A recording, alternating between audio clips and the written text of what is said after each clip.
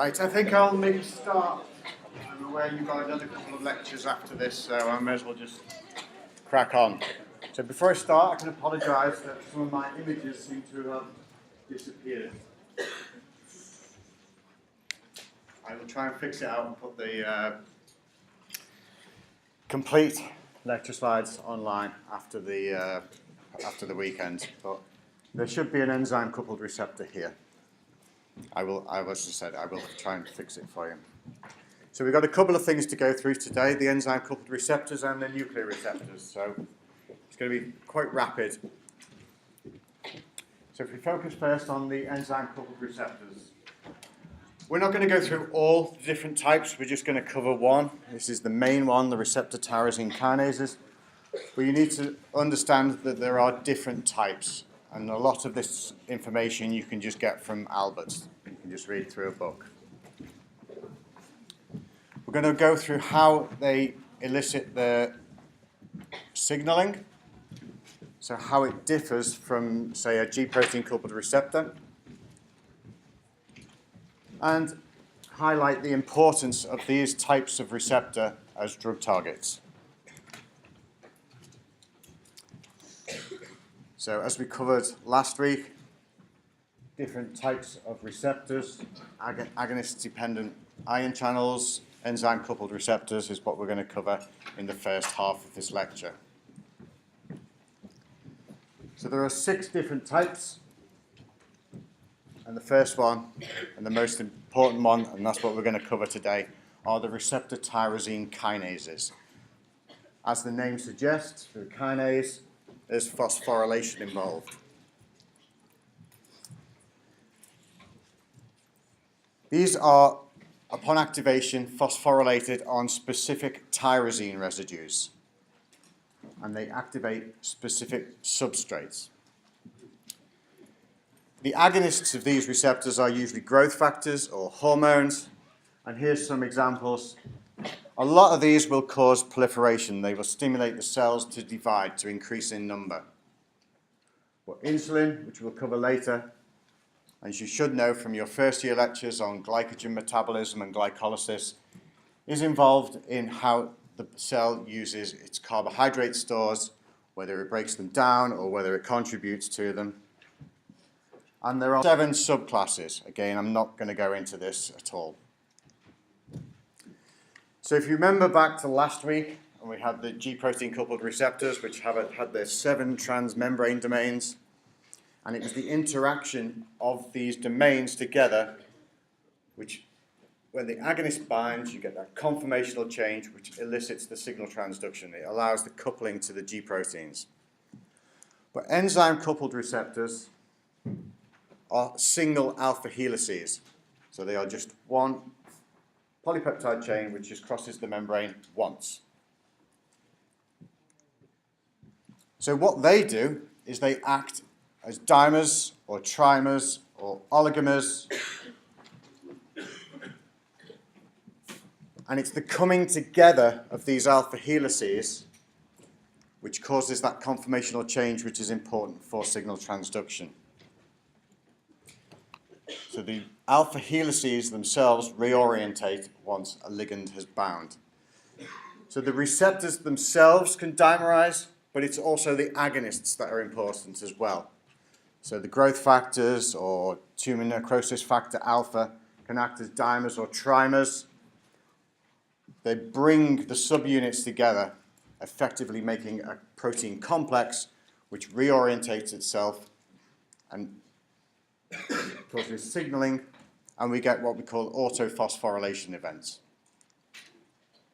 So here we should have the epidermal growth factor, which has now vanished today.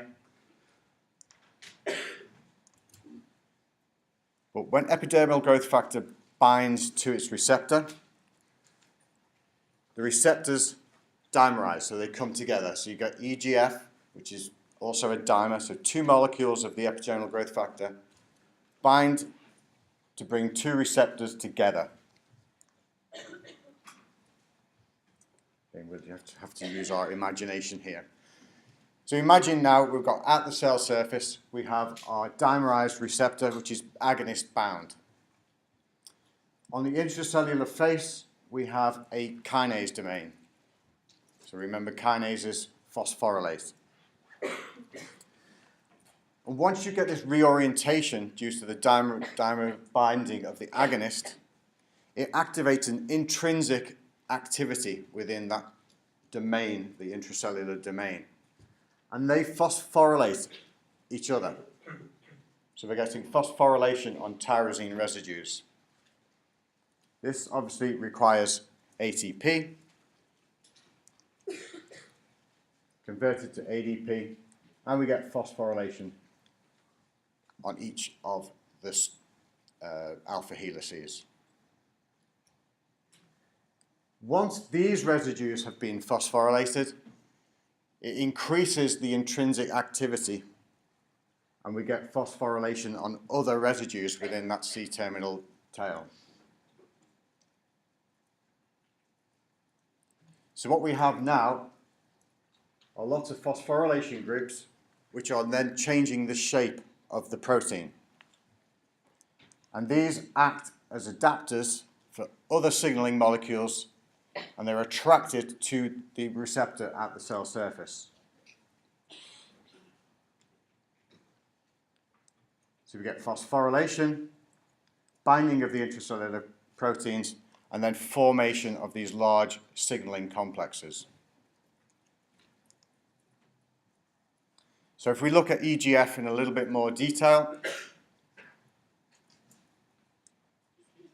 these signaling molecules, GRAB2 and SOS, son of Sevenless, these activate a protein called RAS, which is a GTPase. So this is something that will convert GTP to GDP. So it's got an activity, what we say a GTPase activity.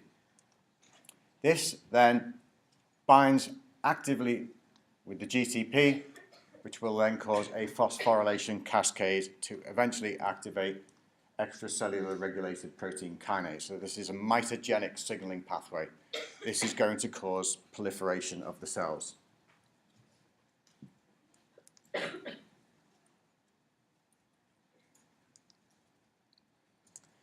So once ERK is activated, it is translocated into the nucleus. So MEK will phosphorylate ERK. Phosphorylation of the ERK unmasks a nuclear localization signal. So the phosphorylation will change the shape of the protein, has a conformational change. There's a special amino acid sequence which tells the protein that it's supposed to go into the nucleus.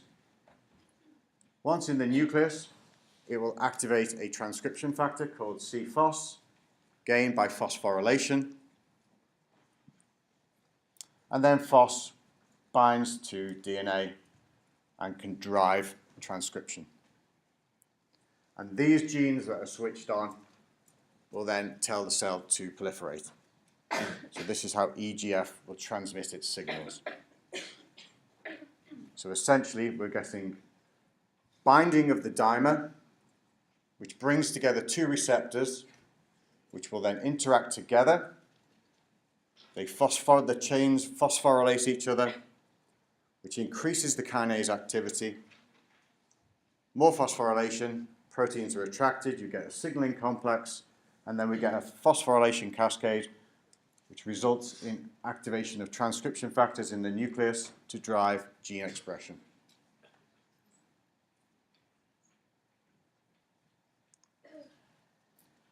Okay, and our magic insulin receptor has also disappeared. If I had a board, I would draw it for you, but I don't. I will get these up on board. So these insulin receptors, again, there's a single transmembrane, but it's made of 4 separate polypeptide chains. So you can imagine we have one going down here and one going down here, and then there's 2 above, and they are linked to the bottom one by a disulfide bridge. So it's in fact made of like 4 different proteins. So basically these, we say they exist as tetramers, which are linked by disulfide bridges. And when insulin binds to its receptor, it's the interaction between these four protein domains, and we get reordering, which activates again a kinase signaling cascade. We get this autophosphorylation. So there's always this autophosphorylation followed by an activation of an intrinsic kinase activity. So everyone knows that insulin is required in the body to regulate the amount of glucose in your bloodstream. So when your blood glucose is high, insulin is secreted. And when insulin binds to its receptor, again, due to the phosphorylation, we get attraction of insulin receptor substrate 1 and a PI3 kinase, phosphoinositol 3 kinase.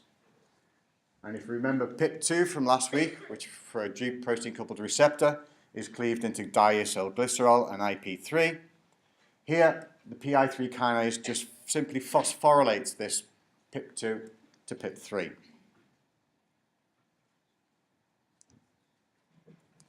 Then we get activation of PKD, protein kinase D, through AKT to glycogen synthase kinase.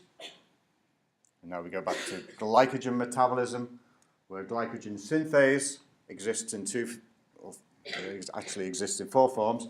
But if we consider just phosphorylated and unphosphorylated, the GSK3 phosphorylates glycogen synthase to activate it, promoting the uptake of glucose being stored as glycogen. But another effect of this cascade is via AKT. So how is that glucose taken up from your blood? Well, what the body does is it increases the amount of transporters which are present at the cell surface, and more glucose is taken into the cell. So insulin not only stimulates the cell to convert glucose into glycogen, but it also increases the transporters present at the cell surface so the cell can take up more glucose. It's like a twofold effect.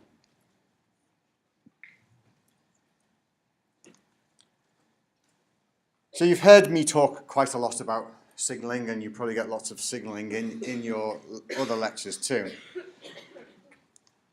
And one of the reasons that we study this is so not just out of pure interest, but by studying these targets, we can identify new ways for drugs to act.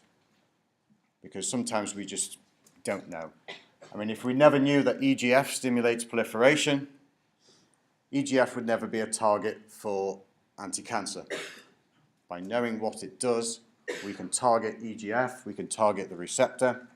We know that mutations in the receptor have been identified in cancer. So both EGF and any EGF-activated pathways, so sort of tyrosine kinase-activated pathways, are targets for anti-cancer therapies. So we can have antibodies. You've all heard about monoclonal antibodies being used as treatments. So monoclonal antibodies can bind to the receptor, prevent its activation.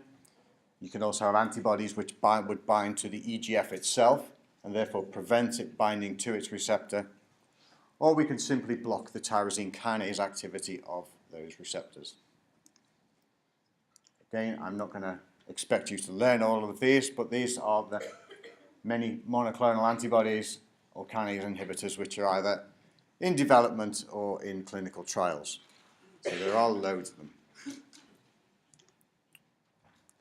So we just have a quick game of true and false.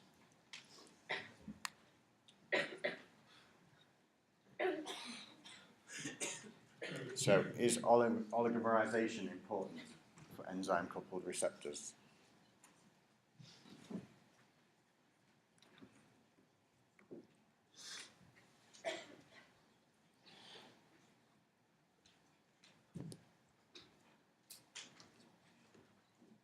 Do I hear yes or no? True or false?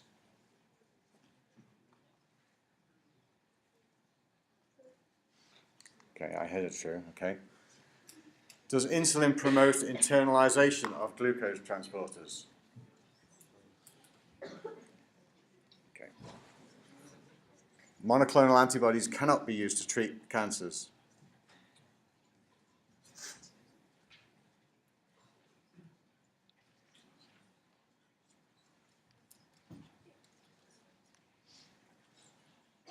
Okay, it's false. Do enzyme-coupled receptors promote DNA synthesis?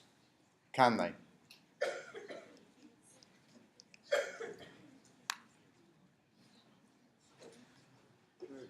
True?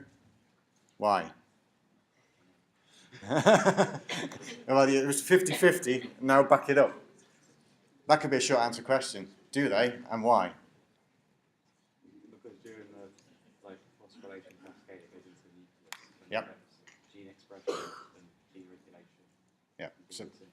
So a lot of these enzyme-coupled receptors, you could give the example of the epidermal growth factor receptor, stimulate proliferation of the cell. If you've got proliferation of cells, they have to duplicate their DNA. True. And autophosphorylation occurs on tyrosine residues.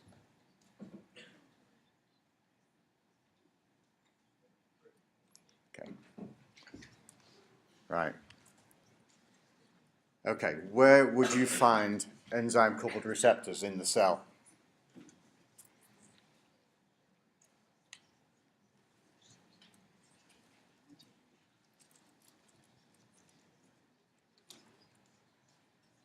B.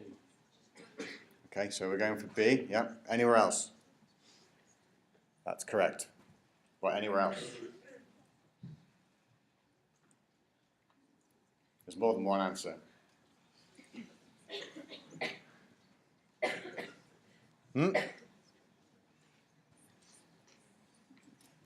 Anywhere else you would find them? No. Think about, where's a protein made? Yeah? Yeah, in the endoplasmic reticulum. You'd find them there. They wouldn't be fully mature, but they'd be there. Where do proteins go to get degraded? Lysosome. So they could be in there as well. And the endosome's the one before, so these receptors, once they're activated, are usually internalized, and you can find them also in endosomes. So yeah, that was a bit of a cheat.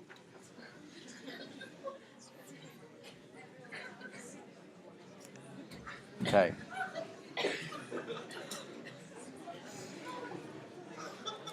So which... Okay. So which of these receptors stimulates the transport of glucose transporters to the cell surface? C. Your memory's great. Okay, so summary on this part. So it's important to remember that because they lack the combination that the GPCRs do of those 7 transmembranes, they have to act as dimers, trimers, or even higher order oligomers to get that change in shape that's required to initiate the signal transduction.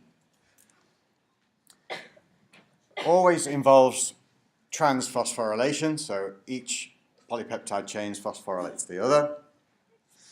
You get that increase in intrinsic activity, phosphorylating more tyrosine residues, which leads to the recruitment of the signaling complexes. And the effects of these receptors, unlike the G-protein coupled receptors where you see calcium mobilization within seconds of activation, you don't usually see the biological effects of these for hours. So you'll see like a change in shape when the cell starts to divide. So it's a much slower effect. So we're going to move quickly on now to nuclear receptors. At least my nuclear receptor survived. So we're just going to go over the general structure of these. Talk a little bit about the ligands that activate these receptors, what's different about them. And again, understand how they exert their biological effects. Why some of these drugs are used to promote good health. Okay, so the whole of the genome contains about 48 of these receptors predicted. Not all of them are known. And they're all structure related in that they contain 3 main domains. Half of these, we don't know what they do. They are orphaned, so we don't know what the endogenous ligand actually is yet. Similar to the enzyme-coupled receptors, these act as dimers. So these can be homodimers, got 2 proteins exactly the same, or they can act as mixed dimers. So you'll get one type of receptor binding to another. So in some ways, these are just sort of binding partners for things like hormones. And what they eventually do is they activate transcription themselves. So there's no sort of signaling cascade as such. They actually will translocate into the nucleus and act as transcription factors. So sometimes you'll see them termed as ligand-activated gene regulatory proteins, or quite simply transcription factors, because that's what they do, is they switch on and off genes. They're usually located either in the nucleus or in the cytosol, but they're not associated with lipid membranes, so they're not present at the cell surface. Yeah, they're not like the GPCRs or the ECRs, which are waiting at the cell surface for the receptor, for the agonist to bind. Again, there's a large number of families. We're only going to talk about 2, the thyroid receptor-like and the estrogen receptor-like. So the overall domain structure, again, as I said before, it's split into 3. We have a C-terminal domain, N-terminal domain, and one in the middle. The C-terminal domain is the ligand binding domain. So this is where the agonist will bind to the receptor. We have a DNA binding domain, so this is where basically the sequence of DNA that it recognizes, that's where it sits on. And then we have the transcription acting domain. So you can imagine if we have the ligand binding, the DNA binding, that actually will go onto the helix itself, and then the transcription factor is something that hangs off, and this can attract other proteins. If you remember from last year when you did all your transcription, gene regulation, you get binding of multiple proteins to these transcription domains. The agonists of these nuclear receptors are all small hydrophobic molecules.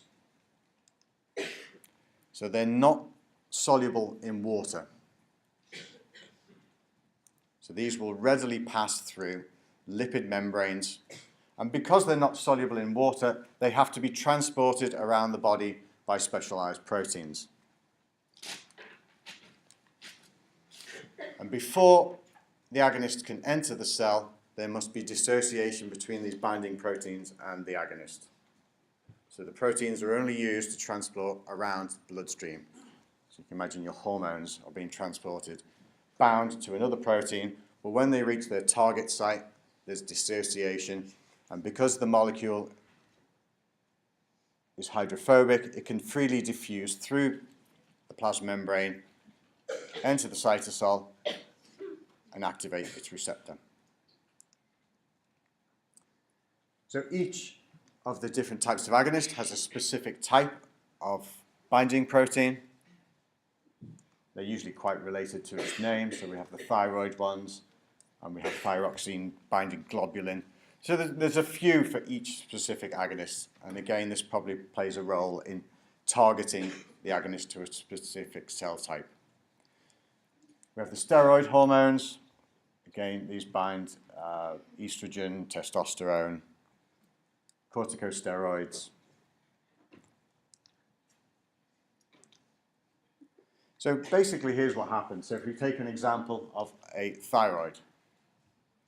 So the thyroid gland will produce thyroid, and here we have our little binding protein.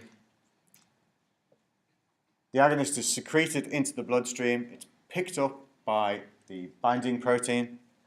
This is transported in the bloodstream to its target tissue. We then get dissociation of the agonist, whereas the binding protein will stay in the bloodstream. So, nuclear receptor agonists enter your cell how?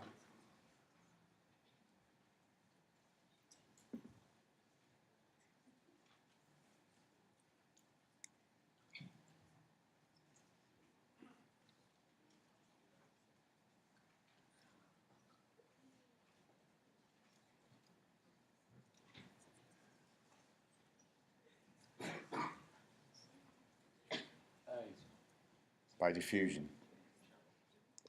Yeah. Yeah.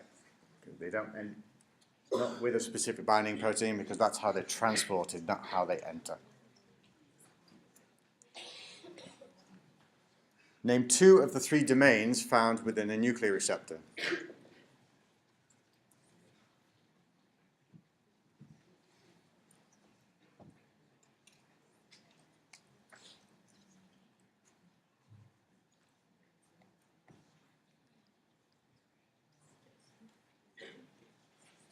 Can anyone name 1?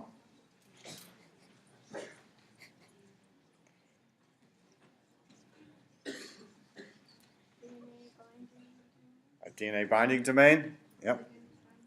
Ligand binding? Yep. 1 more. Transcription. Okay. So briefly describe how agonists of nuclear receptors are transported around the body.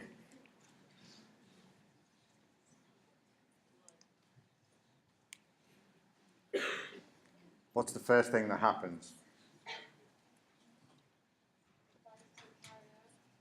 Yeah, so we've got to have secretion first, binds to a carrier,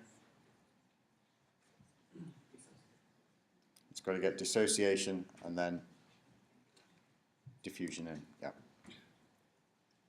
Secreted, transported, and then we get dissociation.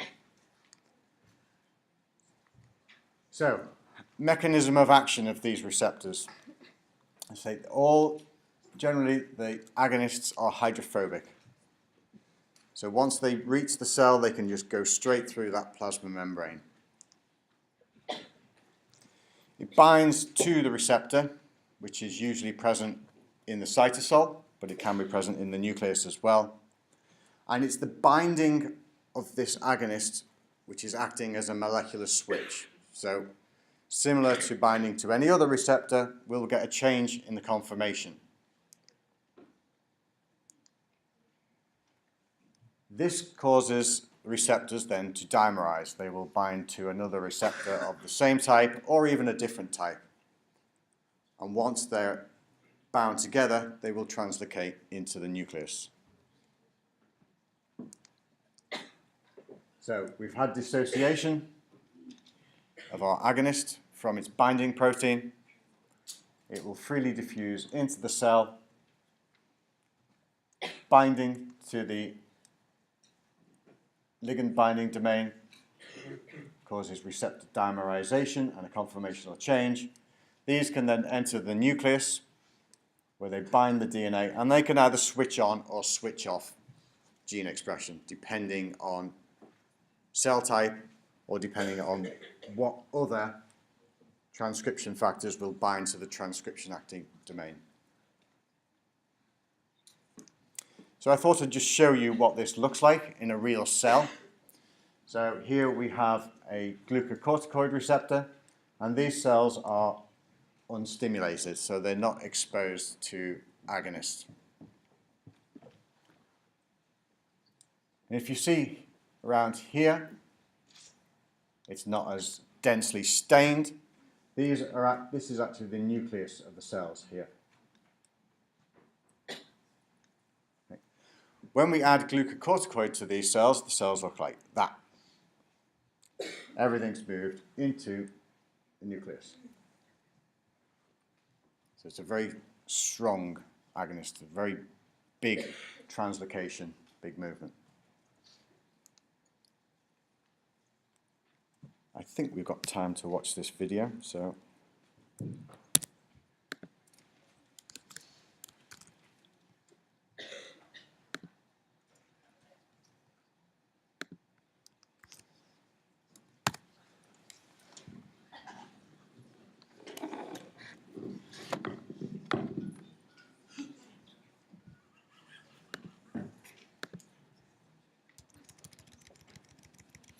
Estrogens are a type of hormone secreted by the ovaries. They are active in regulating the development and function of the female reproductive system, as well as the mammary tissue during pregnancy and lactation. Estrogen levels are especially high during the years from menarche to menopause and are controlled by regular physiological processes like the menstrual cycle and pregnancy. Estrogens typically travel within the cell to cause their main effects. Once they are within a cell, they bind to proteins called receptors, located inside the nucleus. These receptors are large molecules with highly specialized areas that regulate what substances can bind to them. Once a molecule is bound to the estrogen receptor, the complex helps regulate whether certain genes are expressed or not. Through this receptor-mediated process, estrogens can alter many cell processes. How does estradiol work? There are many types of estrogen found within the body. Estradiol is the most common form secreted by the ovaries.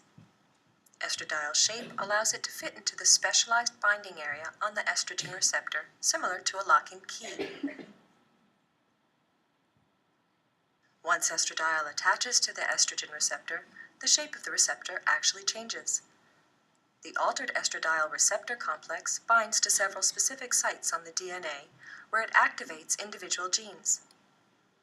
This leads to changes in cell activity. Without a change in the shape of the receptor, there is no cell response.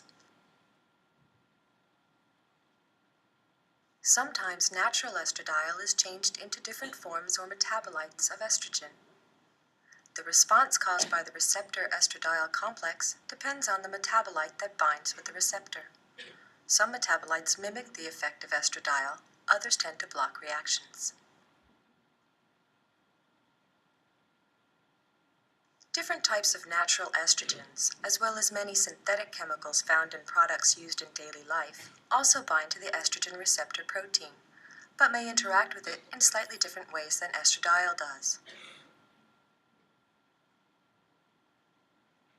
Depending on the shape of the receptor that results, this change will either mimic or block the effects of estradiol.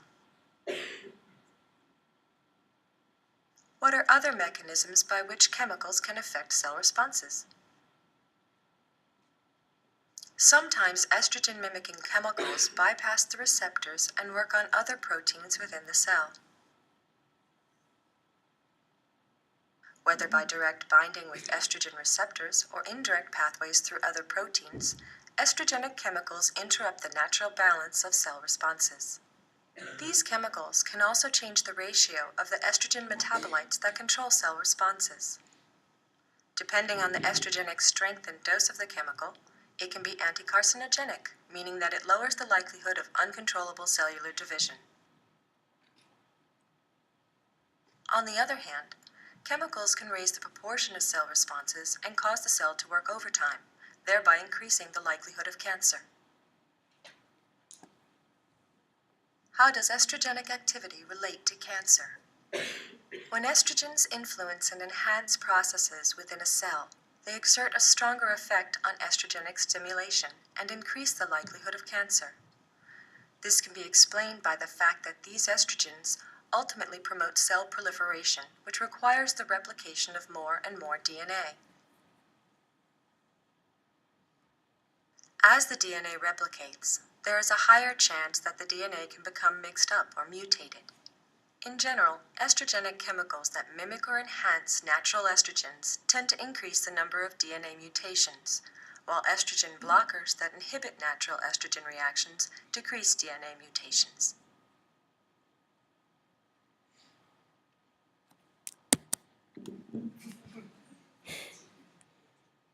Nothing to do with me, that one.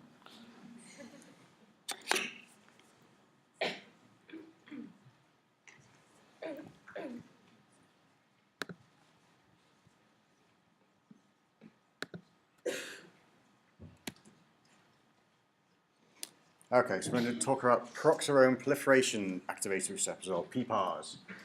So, as with most genes in the body, there's different subtypes, different isoforms. Alpha, beta, gamma, very simple. So these belong to the thyroid receptor light, and these are involved in fatty acid oxidation.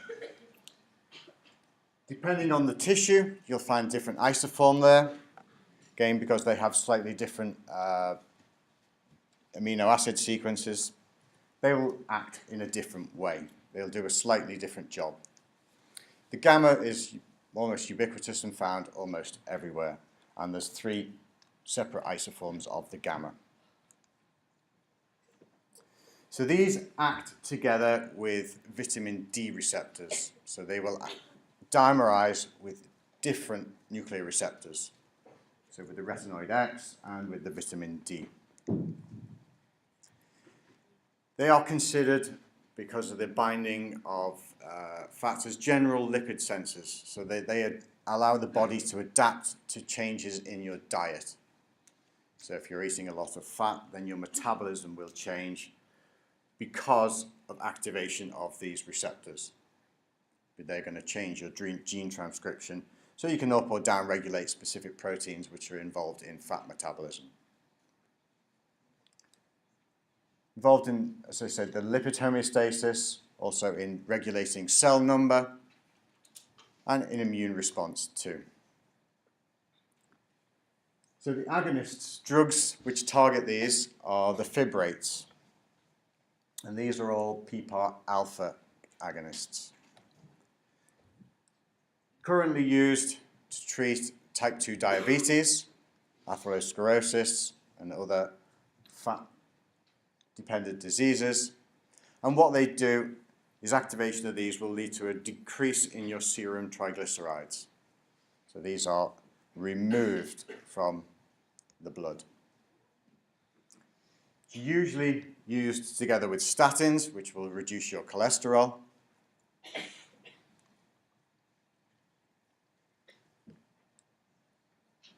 Another class of drugs which target the PPAR gamma receptor. The only one that's currently used is, I'll call it Actos. Any others that have been developed recently have been suspended or withdrawn because there's just too great a risk. The risk to benefit ratio is just not good enough, so they've been taken off the market. This is the only currently licensed treatment for type 2 diabetes, and is quite often used with other therapies. And this website down here, the nice one for the pharmacists in the audience, this is where you can find that it's usually with metformin. But I'm not going to go into a lot there. So glucocorticoid receptors we saw before, activation of those, it goes to the nucleus. These are the receptors for cortisol. The effects of this are largely immunogenic or metabolic. So these are things which will change slowly over time. So if we compare the effects of these agonists, these nuclear receptor agonists, compare it to, say, an ion channel, which is very rapid and it happens within milliseconds, your GPCR, you get an activation and you see the effects in the cell within seconds. These change gene expression and you see the changes over days or months. You imagine, so when you go through puberty, you don't hit it overnight and then all of a sudden you wake up or a man or a woman. You know, this is a process that takes a long period of time.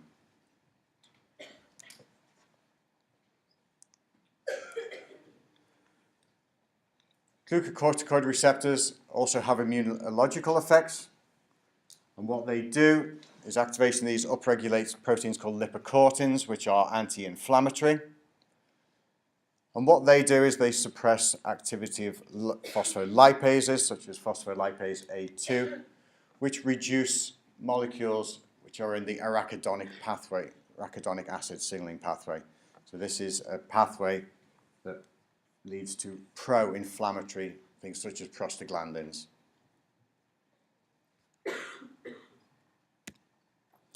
Drugs that target these receptors are dexamethasone, mifepristone. If we just take the example of dexamethasone, this is extremely anti-inflammatory. It's used to treat skin disorders, rheumatic diseases, and severe allergies. The reason this is such a good drug is it binds much more potently on the corticoid receptor than the natural one, which is cortisol.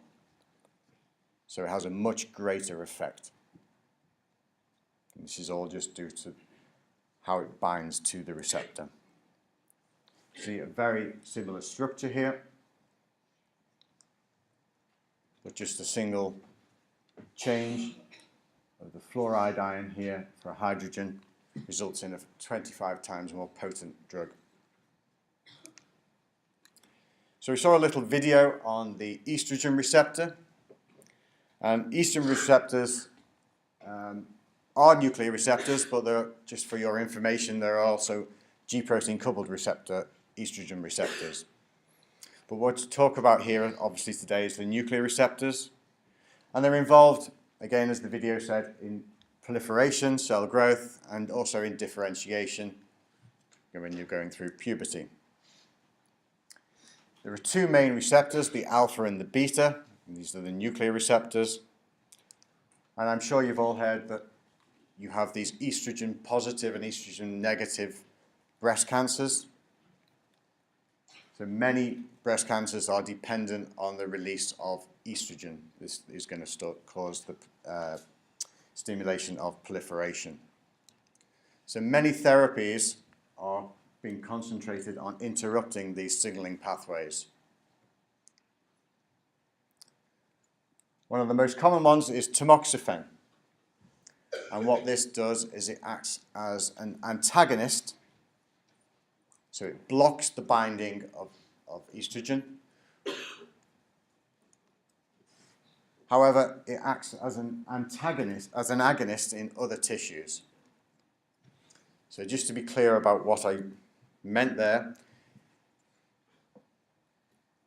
is that in some tissues it promotes activation of the estrogen pathways, and in other tissues it does the opposite, it prevents them. So it's what's called an estrogen receptor modulator. So it binds in a way to the receptor. And this is all dependent on these two proteins called co-activators or co-repressors, which are present in different tissues at different ratios. Tamoxifen itself is not the actual drug. It has to be metabolized. So to go through what happens, say, in breast tissue. So tamoxifen will bind to the receptor. We've got that dimerized receptor. And because in breast tissue there is a high ratio of the co-repressor, we get negative effects on the gene transcription, which is normally activated by the estrogen receptor. So it's switching off those molecular mechanisms which lead to proliferation. Well, this only happens in breast tissue because there are high concentrations of this associated protein, the co-repressor. In other tissues, it will have the opposite effect because there's higher concentrations of the co-activator, and this will switch on gene transcription. So essentially, although we have the same drug and the same receptor, because of this difference of other associated proteins in the tissues, we're having the opposite effect in each tissue.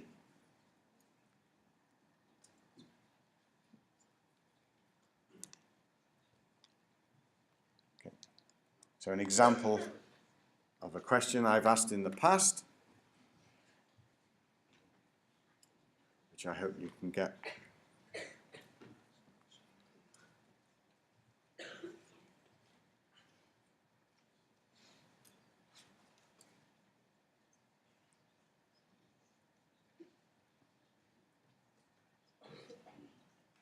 Okay, we have a D, I had a D.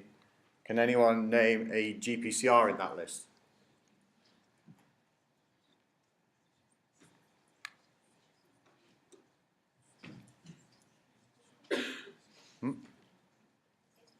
Histamine, yeah. And any other ones?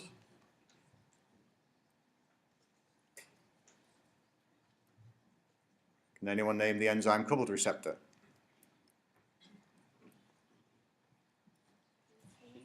Insulin, yeah.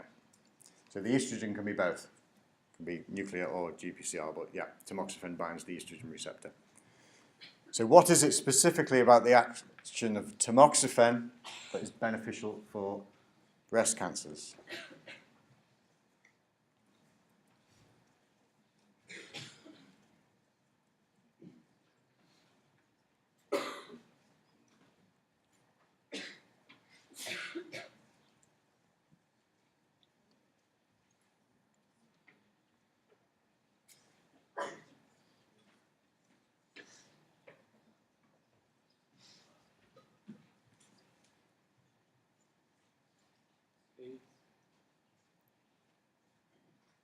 E. So tamoxifen targets a nuclear receptor.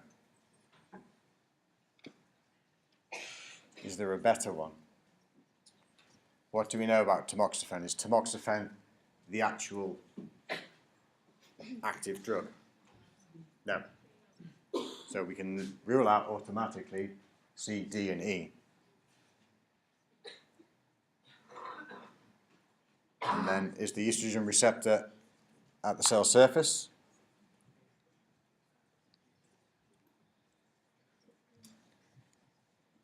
So it has to be B. No. Okay. So I've just put a table up, which I won't go through. That's really just more for your information. And just to summarize, so these nuclear receptors regulate many different physiological functions. The focus of a lot of work to develop new drugs. Most of them are involved in homeostasis, regulating your metabolism. It's important to note that they have to move to the nucleus to exert their effects. They don't, as far as we know, have any effects in the cytosol. They have to dimerize to be active, but they can exist as homo or heterodimers. And depending on which other receptor they dimerize with, they can have different effects. Basically, they're acting as different transcription factors. And the time scale to see the effects of these once activated is only days or weeks or even longer. Okay.